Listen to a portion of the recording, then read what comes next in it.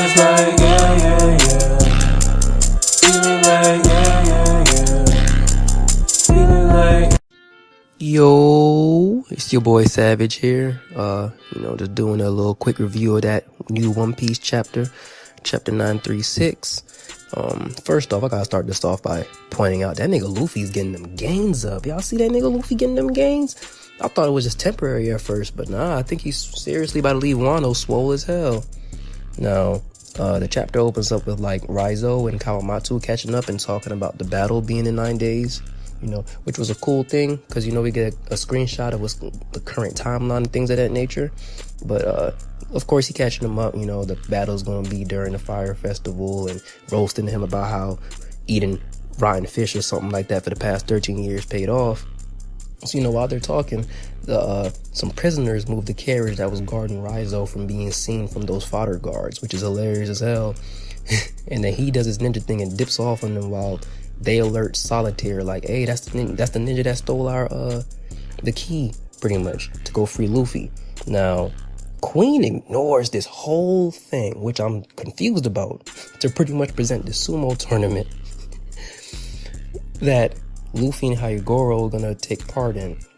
He pretty much puts this device on their necks, which is cool because, it kind of plays back on that 925 chapter where King talked about how Queen loves torture.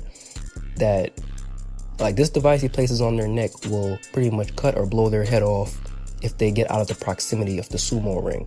Now, they also take off the sea stone cuffs off of Luffy's hands, which made another funny ass moment because Raizo's confused ass is sitting there looking like, God damn, I got the wrong key. Like, I had one job. So anyways, Luffy then proceeds to threaten Queen's ass, which had me confused because I'm just like, you just gonna let that shit happen, Queen? Like, nigga, you a calamity, like, whatever. Anyways, though, so some fodder guards try to go handle the business, and they get knocked out by Luffy's Conqueror's Haki, which, if you've been reading the Wano, honestly, like, this it shouldn't surprise nobody, because all these damn guards and headliners are fodder as hell. Like, I don't care. Like, fodder. So while this goes on, the Kawamatsu dude is in the prison, or in his cage, pretty much looking like, yeah, nigga, I see you, Luffy Taro. Protect that nigga, Hyogoro. That's the boss. Keep him right. Don't let him get smoked. So, while all that's going on, pretty much the scene changes, and we get, sent to the bathhouse, Back to that bathhouse in the Flower Capital, where Hawkins and Drake, really Hawkins, to be honest, is investigating that whole Kazuki crest that's, been on the Allies' ankles, to pretty much signify who's the Allies for that war, you know what I'm saying? You already know. And this actually was another hilarious moment where Drake and Hawkins go back and forth, and Drake is like, nigga, I'm not walking in there to look for no tattoo. I'm looking for this Sanji, nigga. Like, I'm looking for Sanji. And, yeah, but while all this is going on, it got me wondering, like, did Page One really get off-screened? Because, like, his ass really about to wake up in about a week ready for war until he realizes that Kaido is already extinct. Like, that man Oda about to do Page One like he did Cracker in Whole Cake. Like, but whatever. That's a whole nother story. Nami, Shinobu, and Robin pretty much then at this point are discombobulated because they're like, oh, damn. These niggas pulled up. Like, the hell's going on? And while Nami's trying to hide, Hawkins strips her ass.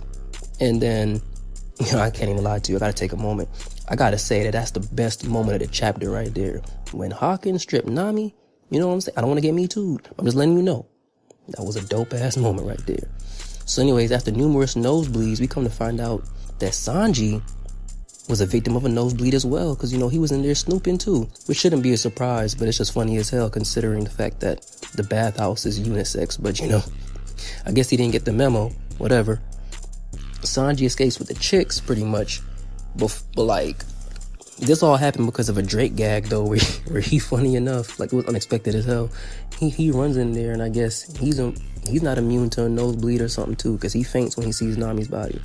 But anyways, I guess Sanji gets information that Law's crewmates got captured by the Flying Six or the headliners or somebody or whatever the case is pertaining to the Beast Pirates while he's dipping off with the girls. And then we dip off again and change scenes to see Zoro when he finally catches up with the man that stole his sword, which is confirmed to be the Shusui, or however you pronounce that damn sword now. And they clash. Now, overall, the chapter, I'll give it like a good, maybe like a 7.5 out of 10. It was pretty cool. Like, it wasn't like nothing crazy. Like, it wasn't like chapter 921 where we saw Kaido's dragon ass coming down from the skies and shit. So, like, but at the same time, it was still cool. It had a couple, like, you know, little cool, funny moments. Nothing too crazy hype. But it was, it was a good ass chapter, though. I can't even lie. But there's just a couple of things, though. Like, I'm confused about Luffy talking back to Queen. I'm confused about page 1. What the hell happened to page 1? Because like, we haven't seen him since that chapter. That nigga got off-screened. And I'm confused as to how the Beast Pirates keep, I don't know, just continually let themselves be fatherized and stuff. And I guess the general jumping around of plot lines. I'm really confused too about how Oda just skipped that whole moment, like with Sanji and his interaction with Hawkins and Drake. That's really my biggest letdown for the chapter, because that would have been hype as hell to see what the hell happened. But I'm guessing he's saving it for later. I guess, but I'm just hoping, maybe wishful thinking, but I guess we'll see more about that. But yeah, just my quick thoughts about the chapter. I'll give it like a 7.5 out of 10. It was pretty cool. It wasn't too crazy hype. The real crazy hype part would have been Sanji interacting with Drake and Hawkins, but I guess we'll see more of that later. Anyways, though, I didn't want to make this too long.